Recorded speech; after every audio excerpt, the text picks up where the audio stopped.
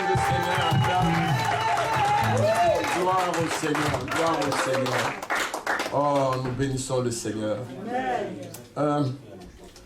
Parfois, le Seigneur chamboule les choses. Amen. Nous n'avons pas seulement un seul modèle à suivre. Amen. Nous allons prendre rapidement nos Bibles. Prendre nos Bibles. Je vais parler des moyens de la croissance. Quels sont les moyens que Dieu nous a donnés pour croître? Parce que quand Dieu fait les choses, il fait toutes choses pour un but. Quand Dieu prépare les choses, il le fait pour un but. Amen. Amen. Et quand Dieu fait tout ce qu'il fait, il le fait parfaitement. Amen. Dieu ne fait pas les choses à moitié. Dieu ne fait pas les choses, bon, écoutez, débrouillez-vous. Est-ce que vous comprenez? Mais Dieu ne commet jamais d'erreur. Un jour, j'ai entendu le pape dire des choses. S'il était à côté de moi, j'allais être le premier cannibale. Ou peut-être le Seigneur s'est trompé. Quand il a dit ça, j'ai dit, venant d'un pape. Dieu ne se trompe jamais. Tout ce que Dieu a créé est parfait. Même les choses que vous voyez que c'est inutile, pour vous c'est inutile, mais Dieu a fait toutes choses utiles, n'est-ce pas? Vous voyez l'arbre là que vous voyez. Aujourd'hui, les gens, si tu vas sur TikTok, on vous donne tout un tas de recettes.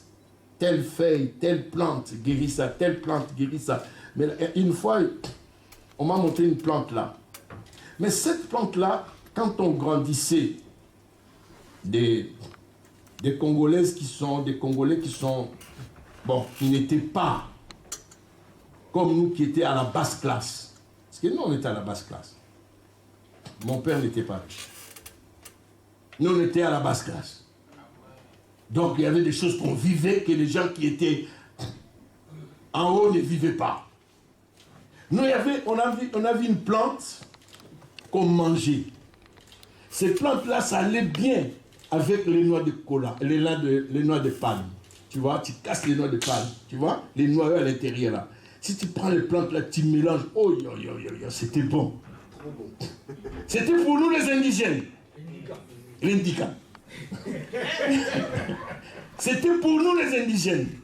Et quand on mangeait ça, mais il y a un mois, j'ai vu la même plante, on dit que ça guérit le cancer. Mais nous, on mangeait ça, pas qu'il y avait un truc de maladie. Non, non, non, nous, on mangeait pas, ça faisait bon dans la bouche.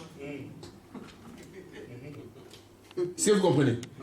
Dieu a caché beaucoup de choses aux hommes, mais aux hommes de découvrir le meilleur que Dieu a caché. On nous a amené tellement de produits. Vous savez, j'ai suivi encore, je suis parfois souvent le documentaire. Un monsieur qui disait, il y a des choses qui détruisent le monde. C'est les armes et les produits pharmaceutiques. C'est vrai. Il y a des gens qui disent, ma santé, c'est la santé de la pharmacie. Toute ta vie, tu vas prendre que les médicaments. Oh, la plupart des médicaments que vous voyez, c'est des produits chimiques. Mais aujourd'hui, ils commencent à recourir, à revenir à la source. Ils commencent à faire des produits avec des plantes, avec des racines, avec ceci et cela. Or, Dieu a caché la guérison dans les plantes. Amen. Donc, c'est pour dire que Dieu fait toutes choses pour un but. Ne négligez jamais une chose que Dieu a fait. Lorsque l'homme entame une chose qui n'est pas dans la volonté de Dieu, il y aura toujours des catastrophes. Comme à Dubaï.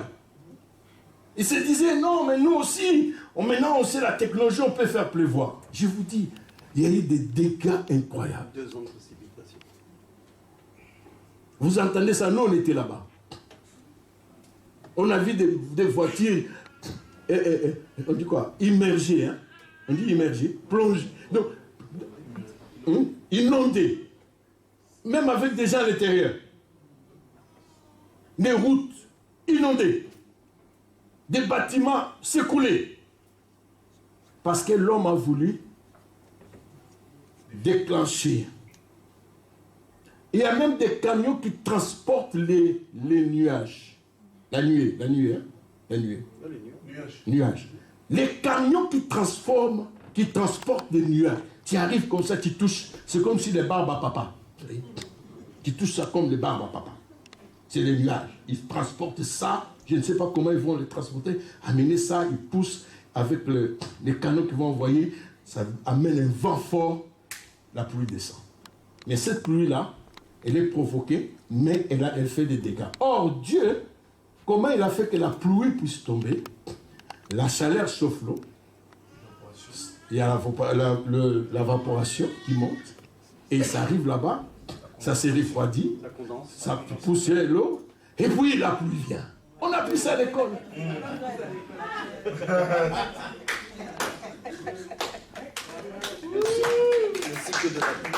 C'est ça. C'est ça la pluie que Dieu envoie. Ça veut dire que quand les Indiens il fait chaud, il faut qu'il fasse chaud pour qu'il y ait l'évaporation, pour qu'il y ait la pluie. Voilà. C'est ça. Hein? C'est une notion de 4e, 5e année primaire, mon ami. On a pris ça. Amen.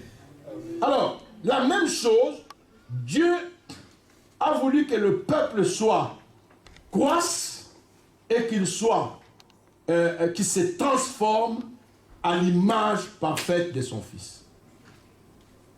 Ça veut dire, pour devenir comme Christ, il y a un processus qui va t'orienter. Si tu respectes seulement ce que Dieu a écrit, tu vas arriver comme son Fils. Amen. Si Dieu a dit, il veut que nous devenions comme son Fils, c'est que Dieu veut qu'on devienne comme son Fils. C'est que c'est possible d'arriver comme son Fils. Amen. Amen. Quelqu'un dit, non, mais vous savez, on ne peut pas arriver comme le Seigneur. Mais si Dieu a dit que tous deviennent à l'image parfaite de mon Fils, c'est que Dieu dit, respectez tout ce que mon Fils avait respecté, faites tout ce que mon Fils avait fait, et honore-moi comme mon Fils m'a honoré, tu deviendras comme lui. Amen. Alors, Dieu a donné plusieurs moyens nécessaires à la croissance spirituelle d'un croyant. Tous les moyens il a donnés pour que l'homme puisse croître. Les problèmes avec nous, souvent, ça c'est ce qu'on dit, si tu veux cacher quelque chose à un noir, cache-le dans un livre.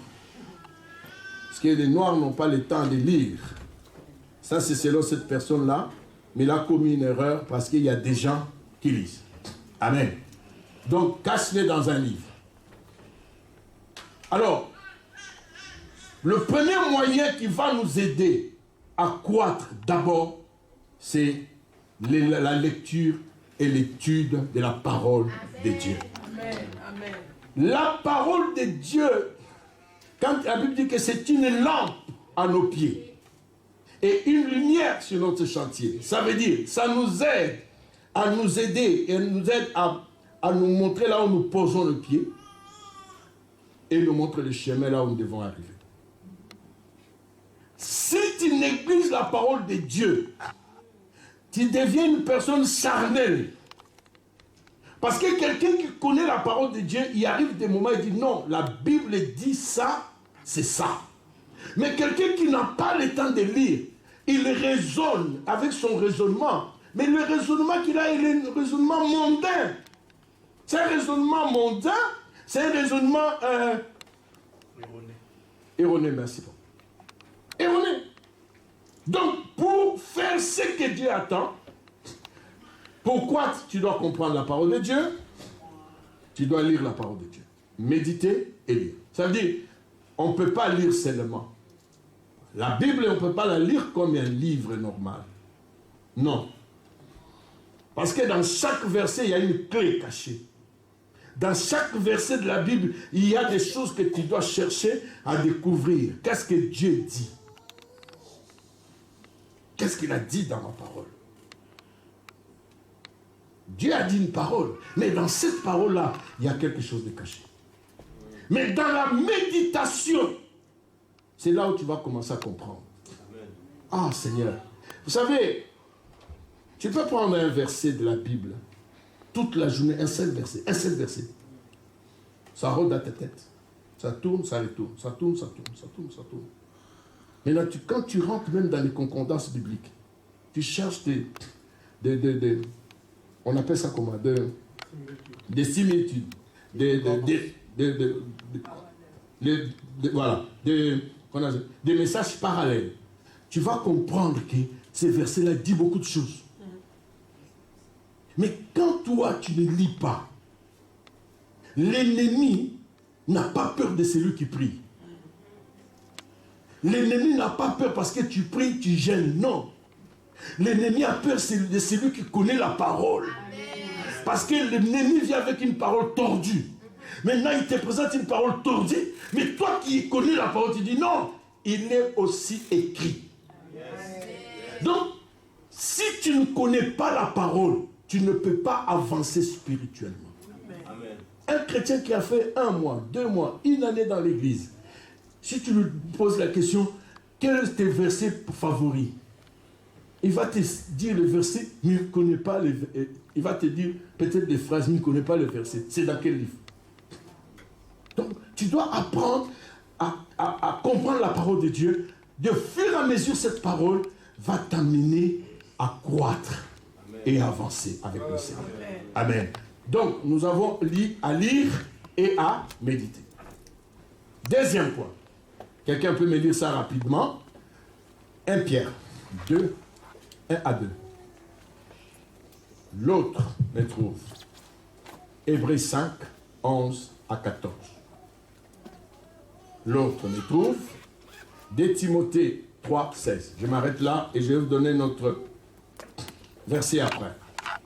Amen. Oui. Je lis au nom de Jésus. 1 Pierre 2. Combien? 1 à 2. 1 à 2. Rejetez donc tout ce qui est mal. Ne trompez personne. Ne soyez pas faux. Ne soyez pas jaloux. Ne dites pas du mal des autres. Comme des bébés qui viennent de naître. Désirez le lait de la parole de Dieu. Désirez le lait de la parole de Dieu. Donc pour grandir, nous avons besoin de lait. J'avais expliqué, si je peux expliquer, parce que les mamans qui ont donné les biberons vont me faire des histoires. Désirez le lait. Un enfant grandit avec le lait. Ici, il y a beaucoup de gaillards là qui ne prennent plus le lait. Quand il est le lait, non. Moi, je ne bois pas de lait. Moi, je peux faire 5 ans sans boire le lait. Ça ne dit rien. J'ai le calcium des calcium. Mais le calcium, nous, on ne buvait pas le lait parce que le lait, c'était à l'époque, ça a été un luxe. On a grandi comment? Les hommes de douleur habitués à la souffrance. Seigneur Dieu. On a grandi, on ne veut pas le lait. L'argent d'acheter le lait, ça viendra d'où? L'enfant commençait à manger les bouillies là. Les matons, le bout, le ventre avec le maïs. Oh Seigneur. Amen. Donc nous comprenons que nous avons besoin de lait pour grandir. Deuxième verset. Hébreux 5, 11, 14. Qui a trouvé? Pasteur? Moi. Hébreux 5, 11, 14. 14. Je lis au nom de Jésus. À ce sujet, nous avons beaucoup de choses à dire, mais elles sont difficiles à expliquer. En effet, vous êtes devenus lents à comprendre. Vous aviez le temps de devenir des maîtres. Mais maintenant, vous avez besoin qu'on vous apprenne. Regardez, de nouveau les quand quelqu'un lit la parole, il médite la parole, cette personne grandit, devient comme un maître. Mais la plupart des gens, au lieu que Dieu t'attend là, il sait que tu dois être maître, mais tu es encore comme un enfant. Si un enfant de 18 ans continue à téter, c'est qu'il a un problème mental. Si un enfant de 18 ans fait pipi au lit, il a un problème. Donc il y a certaines choses, quand tu regardes ça comme ça, tu dis, ce n'est plus de mon âge. Quand tu arrives à un endroit, tu sens les gens en train de médire, parler le mal de l'autre. Toi aussi, tu mets une graine de parole. Hein? Moi aussi, hein? Moi je savais. Ah oui, moi aussi j'avais vu ça. C'est pas normal. Là, tu as un problème. Mais quelqu'un qui connaît la parole de Dieu, quand il trouve les gens en train de médire, parler le mal de l'autre, il dit, mon frère, écoute ce que la parole de Dieu dit. Si ton frère a péché, va le voir seul à seul. Et non commencer à médire. Parce que là où il y a la médisance, il y a les démons. Parce que les démons aiment la médisance. Là où les gens critiquent les autres, c'est une sorte de virus qui détruit même les églises. La médisance. On a dit, on. Qui est on? C'est celui qui est con.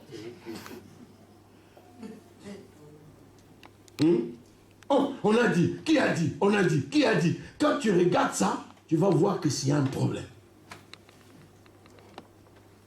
Donc, nous voyons que nous devons apprendre la parole de Dieu. Continue. Il y a quelque chose que je vais dire là. Vous n'êtes plus capable de... Vous aviez le temps de devenir de maître, mais maintenant vous avez besoin qu'on vous apprenne de nouveau les premières vérités de l'enseignement de Dieu. Vous n'êtes plus capable de manger de la nourriture solide. Vous avez besoin de lait. Il y a des gens, quand tu lui apprends, il est tenté de faire des bêtises. Il est tenté de dire des bêtises. Tu veux lui répondre, dis non frère, la Bible dit, ne jugez point. Alors, je vais te laisser dans le mal parce que je ne peux pas te juger. Non, je dois te juger parce que la Bible aussi me dit, un homme spirituel juge tout. Amen. On se dit, non, qui es-tu? Et de quel droit il peut me juger? Oui, je suis spirituel, je peux juger. Pourquoi? Je suis le gardien de mon frère.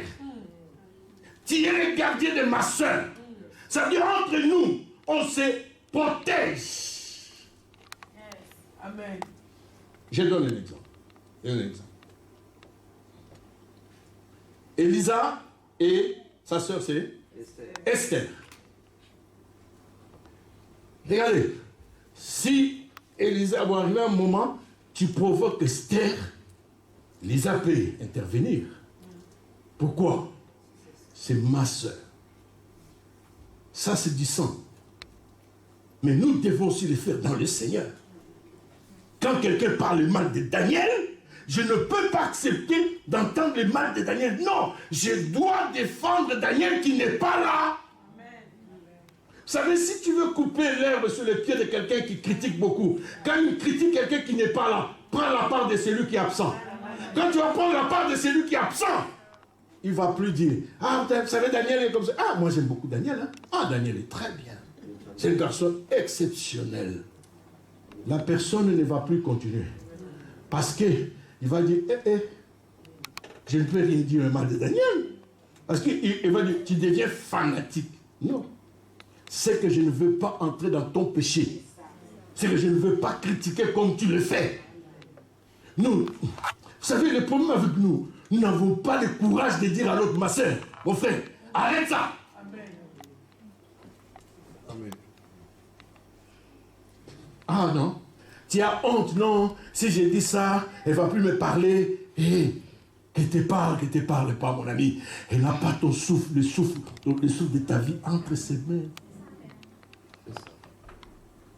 Qui dit amen? Amen. Continue.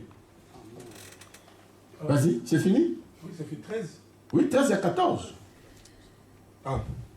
Celui qui continue à boire du lait, c'est un bébé. C'est un bébé. Il ne peut donc pas discuter de ce qui est juste. Non. Par contre, la nourriture solide est pour les adultes. Par leur expérience, ils ont entraîné leur conscience à faire la différence entre le bien par et le mal. leur expérience. Regardez, l'expérience. Quand on parle par leur expérience, ça veut dire il y a des gens qui sont peut-être plus intelligents à l'école, qui a peut-être bac plus 5, qui a peut-être plus riche, mais il y a une autre personne qui a l'expérience de la vie. Amen. Ah, cette personne-là, il ne faut pas jouer avec lui. Parce qu'il connaît les choses que tu ne connais pas. Il est passé dans des endroits que tu n'as jamais passé. Tu as besoin de son expérience pour prendre l'envol, aller là où Dieu t'attend. Mais si tu négliges quelqu'un qui a l'expérience, ah non, de toute façon, moi, on n'a pas le même niveau. On ne marche pas dans les mêmes cours, hein, c'est ça. On n'est pas dans les mêmes cours. Moi, j'ai bac plus 5. Bon, j'ai rajouté bac plus 15. Mais lui, et qu'est-ce qu'il a? Il n'a rien. Mais mon ami, cette personne-là a une expérience que tu ne connais pas. Dieu peut t'épargner. Dieu peut t'épargner. Au lieu que tu fasses un parcours de 5 ans, le Messie a déjà fait le parcours de 5 ans pour toi. Si tu restes avec lui, il peut t'enseigner les 5 ans qu'il a pas. Dans 5 minutes, 10 minutes qu'il sera avec toi, ça va t'épargner. Et tu sautes les 5 ans, tu arrives là où Dieu t'attend. Amen. Ton amen m'étonne. Amen. J'ai dit ceci. Quelqu'un qui a l'expérience, faites attention. C'est aujourd'hui, vous savez, je disais hier à mes fils là, l'église, ce n'est pas l'onction. Être pasteur, ce n'est pas l'onction. Tu peux avoir l'onction qui coule comme ça. Ce n'est pas ça qui fait de toi un pasteur. Un pasteur, c'est le cœur. Et l'expérience que tu vas avoir sur les âmes, sur l'église, sur le fonctionnement de l'église, sur les problèmes de l'église, sur les problèmes des âmes, ce sont des choses où tu peux aider et soutenir certaines personnes. C'est ce qui fait de toi ton ministère. Il y a des gens qui ont l'onction, mais ils n'ont pas le temps pour les âmes. Une âme, ça ne sert pas seulement à prier pour lui comme ça, mais à le suivre. C'est un processus suivre. Après là, il faut que l'âme, comme en Israël, lorsque une brebis est galeuse, non, galeuse, brebis galeuse, c'est ça? C'est ça, hein? C'est ça ou c'est pas ça? Une brebis galeuse. Si cette brebis-là, tout le temps, elle tombe dans le tout, et il s'éloigne des autres, donc il donne beaucoup de travail au berger. Le berger va le prendre, il prend son pied, il le casse. Bah! Maintenant, il prend 2 bois, 2 bâtons, il met ensemble, il ficelle ça. Il ne peut plus marcher.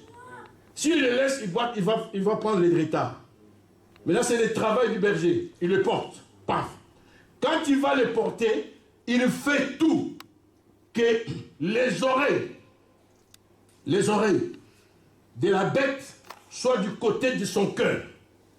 Que la bête entende le battement du cœur du berger. Boum, boum, boum, jusqu'à ce qu'il va guérir. Lorsqu'il va finir d'être guéri, la brebis tournera autour du berger. Amen. Il tournera autour du berger. Parce qu'il ne connaît pas notre battement de cœur. Il ne connaît pas notre bruit. Il ne connaît pas notre voix, qui est la voix du berger. Amen. Il y a amen. Amen. Je vais m'arrêter. Dernier verset, je m'arrête. Je m'arrête là. Tu as fini? Continue. C'est fini? 14, c'est fini? C'est fini. Oui. Ok. 2 Timothée 3,16. 2 Timothée 3,16. Rapidement. Je lis au nom de Jésus. 2 Timothée 3,16. Tous les livres saints ont été écrits avec l'aide de Dieu. Ils sont utiles pour enseigner la vérité, pour persuader, pour corriger les erreurs, pour former une vie juste. Prenez-moi un autre version. Quelle version? Ça, c'est quoi? Ça, c'est parole de vie. Parole de vie. Prends-moi lui second. Vas-y. Lui second. Ok. J'aime ça en lui second. Vas-y. La parole de Dieu. Ah. Toute écriture est inspirée de Toute Dieu. écriture est inspirée. Et utile pour enseigner. Utile pour enseigner. Pour Convaincre. Pour corriger. Pour corriger. Pour instruire dans la justice. Pour instruire dans la justice. Afin que l'homme de Dieu soit accompli et propre à toute bonne œuvre. Seigneur. Il y a des gens ici qui n'aiment pas la correction. Ah, moi on m'a appris, moi on m'a fait la honte par mon pasteur. Pasteur Félix, j'étais avec eux. C'est mon fils, je suis allé voir mon père arriver comme ça, il me voit comme ça. Il avait dit ça au micro, n'est-ce pas? Il y a même des pasteurs qui arrivent. Il y a même des pasteurs qui arrivent en retard. Regarde-le, regarde-le, regarde-le. Ça ne date pas, c'est même pas 2 ans. Il est mort, il est mort. Il y a 3 ans. Il y a 3 ans. Avant qu'il meure. Nous sommes entrés avec eux comme ça, j'étais fier que je suis avec mes enfants, je me promène. Et moi aussi, devant mon père, je suis un enfant. J'ai regardé, regarde, il y a même des pasteurs qui viennent en retard. Paf,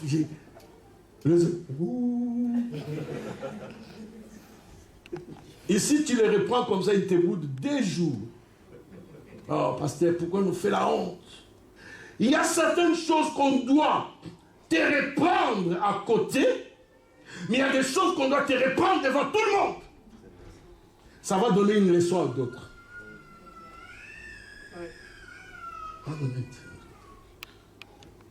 Tout ce que j'ai fait, c'est ce qu'on m'a fait. Je n'ai pas un autre modèle. Ce qu'on m'a fait par mes pères. C'est ce que moi aussi j'ai traduit. Hier, j'ai guéri ma fille là. Je l'ai guérie aujourd'hui. Elle m'a apporté une veste d'épée. Quand elle est venue, elle avait une veste d'épée. J'ai dit, Seigneur Dieu. Elle n'a pas regardé que je l'ai crié hier, sérieusement. Elle, je ne l'épargne pas. J'écris, je tape.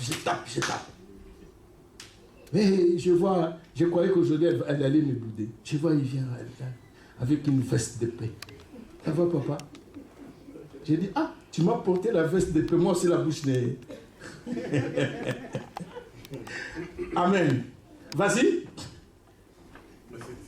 Donc, toute parole et toute écriture est inspirée. Ça veut dire c'est écrit par l'Esprit. Ça veut dire l'Esprit a inspiré les hommes qui ont pris l'air. Ce n'est pas le Saint-Esprit qui a pris les crayons et a commencé à écrire. Non. L'Esprit a inspiré les hommes qui l'ont mis ça à la lettre. Alors, cette parole, d'abord, il y a premier point. Il dit quoi? Oh.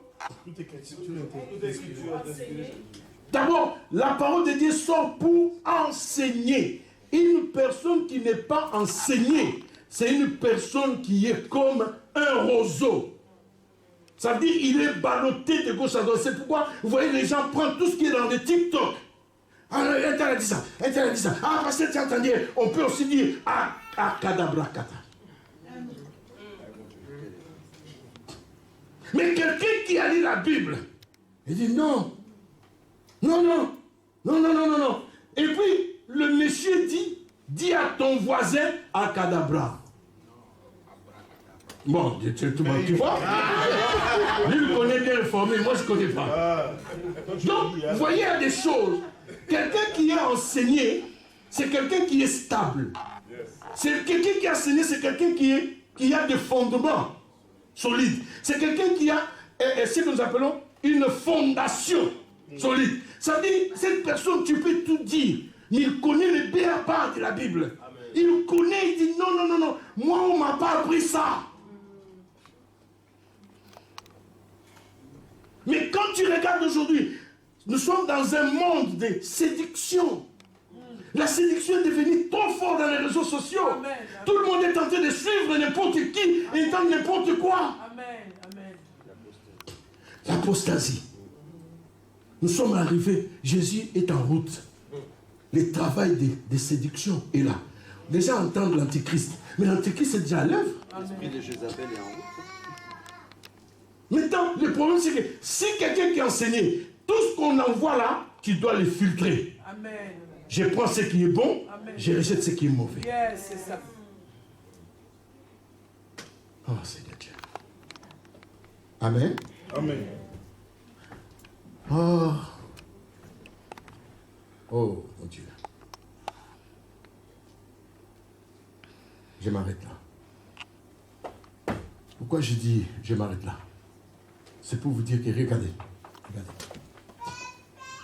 J'allais continuer, mais j'allais parler de l'église. Parce que l'église, c'est aussi un moyen que Dieu a donné pour la croissance. Parce que dans l'église, Dieu a donné un don ministériel dans l'église. Daniel, lève-toi. Évangile, viens. Pasteur, viens. Ok. J'ai pris un prophète, j'ai pris un pasteur, j'ai pris un évangéliste. La Bible appelle, il manque un docteur. Emeline est où? Le docteur.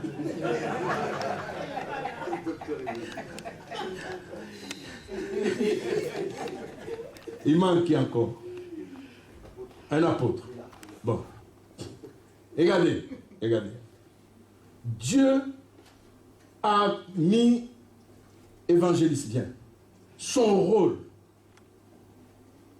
c'est aller dans le monde, arracher les âmes dans la gueule du diable, dans les griffes de l'ennemi. Ça, c'est le rôle des évangélistes. Maintenant, il prend ces âmes. C'est qui est une bonne âme là? Je vais choisir une âme, une bonne âme. Fico, fio, Elodie. Ah, maman Véro, tu crois que c'est une bonne âme? Moi, non, il m'a boudé hier. Maintenant, elle les gagne. Tu les prends dans les mains. Il les gagne. Il a gagné. Il vient avec, au pied de qui? Du pasteur. Maintenant, le pasteur, ce n'est pas par plaisir qu'on lui a mené une âme. Dans cette âme-là, il a des problèmes. Caprice, orgueil, boudage, quand il s'est mal à la colère, et tremble. Et tout ça, il faut demander seulement à Nat. Nat, est-ce que j'ai mal parlé? Mais non, quand on parle, un pasteur est fait pour paître. Ce n'est pas tout le monde qui est appelé à paître. Ça veut dire pourquoi on n'a pas mené au pied des prophètes? Pourquoi elle-même n'a pas gardé? Parce que ce n'est pas son rôle. Il prend l'âme, il vient au pied du pasteur. Je vois même des évangélistes qui font des églises et même ils sont en même temps évangélistes, en même temps. Parce que c'est faux. Ce n'est pas biblique. Il met au pied du pasteur. Le pasteur, Dieu lui a donné un cœur d'un père. Là. Dans ce cœur-là, il doit porter cet enfant dans les mauvaises choses et supporter cet enfant. Ça veut dire que tu ne peux pas aider quelqu'un si tu ne l'aimes pas. Tu ne peux pas aimer quelqu'un si tu ne... aider quelqu'un si tu ne le supportes pas. Dis, ah non, elle là, non, je ne supporte pas cette soeur. Tu t'as dit, non, moi j'ai changé, je ne le supporte pas. Tu ne peux pas le paître parce que tu ne l'aimes pas. Elle va prendre les temps qu'il faut. Un pasteur est souvent patient. Moi, on me réclame, ah, c'est trop. Toi aussi, tu es trop lent. C'est pas normal. Ah, c'est pas normal. Ah, des gens comme ça, il faut leur parler. S'il faut les chasser, il faut les chasser. Ça, c'est vous. Mais Dieu ne m'a pas donné un cœur là de chasser. Mais Dieu m'a donné un cœur de paître. Est-ce que vous comprenez? Alors, le travail là, il va faire un travail. Un jour, un prophète passe. L'héros du prophète, il regarde. Ah! Sœur, Dieu me dit, tu vas épouser un monsieur qui s'appelle Nathanaël.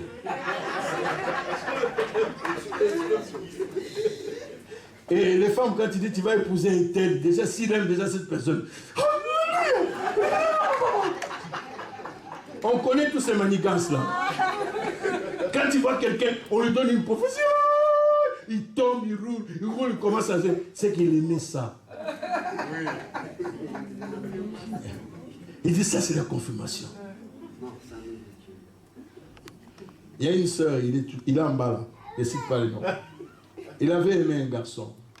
Et moi, je savais qu'il aimait les garçons. Il est venu me voir. Oh pasteur, je vois le frère là. Moi, je ne l'aime pas, c'est pas mon genre. Ah bon? Ton genre, c'est quoi? Non, c'est pas mon genre. Et tout ça. Je lui ai dit clairement, parce que moi, il y a des moments, quand tu viens comme ça, je lui ai dit, ma soeur, dis à Dieu, Seigneur, mon cœur est déjà chez le frère là. dis à Dieu, mon cœur est déjà chez le frère là. Ok? Mais est-ce que c'est ta volonté? Mais quand il dit, non, moi j'aime pas. Quelques temps après, ils se sont mariés, ils ont 4 enfants. Non, je ne l'aime pas. Je l'aime pas, mais il a eu 4 enfants. C'est ça. Maintenant, le problème, c'est que lui, il va parler. ce n'est pas parce qu'aujourd'hui, les prophètes sont devenus aussi séduisants. Ils commencent, tu vois, un prophète a une église. Un prophète n'est pas fait pour avoir une église. Un prophète, son rôle à lui, c'est montrer la direction de la vie d'une personne. Oh, l'église du prophète tel. L'église du prophète. Non, c'est lui qui Dieu a donné les dons de pêtre. C'est un pasteur. Et puis, la personne qui peut aussi jouer, c'est un apôtre. Parce qu'apôtre, quoi? Apôtre, il coiffe presque tout. Tous les 5 ministères. L'apôtre. Donc, le travail, c'est pourquoi la Bible dit, Dieu a fait un don à l'église. Les dons que Dieu a fait, c'est pour la perfection des saints.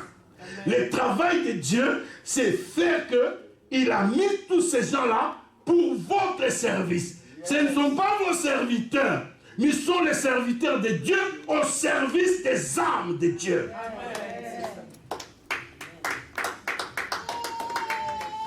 Donc, si tu es séduit par oh rababa, mais là tu commences à faire, papa, Dieu a dit quoi?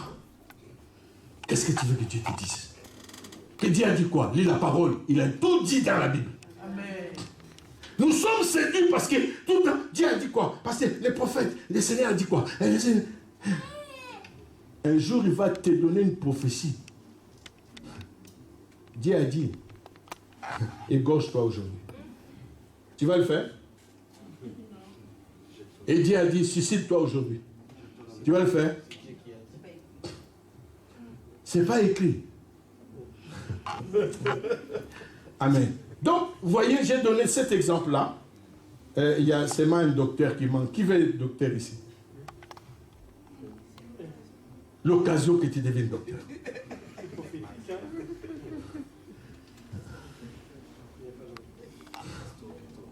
Oh Seigneur.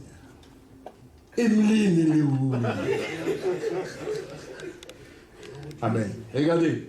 Alors, le rôle des docteurs, ça veut dire un docteur, son rôle à lui, c'est faire asseoir un chrétien. Donc, dans les enseignements.